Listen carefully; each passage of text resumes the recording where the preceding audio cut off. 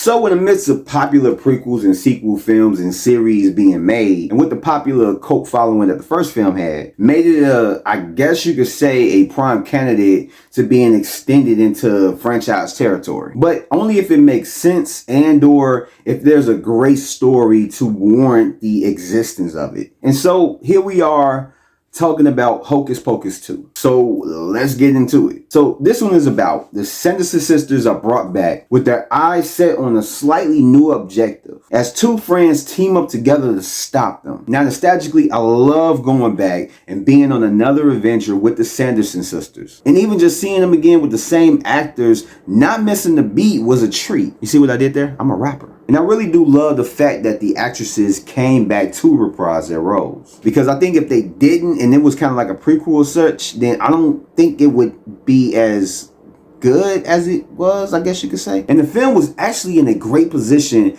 to where they were able to utilize the whole fish out of water scenario again for a second time, and it did not feel forced at all. But it does give some Home Alone 2 vibes in a sense. But I could have done without the musical numbers in this one. I mean, they were good in the original, but in this one it was kind of eye-rolling, especially when they first got awakened. I like the flashbacks into the Sanderson sisters' past, showing just how they got into witchcraft, especially with the actors that portrayed the sisters in their youth. They pretty much embodied the characters to where I could believe that that was them. The new characters were okay. They wasn't anything standoutish. The humor was decent, hit or miss. And yeah, the ending didn't really hit for me. Like, it was just okay. And I'm not being biased, but the first film's ending was way better, even with the lead up to it. And of course, it does set up for a sequel and or franchise, because why not? And to add on top of that, it does feel like a kind of reboot sequel without the dumbass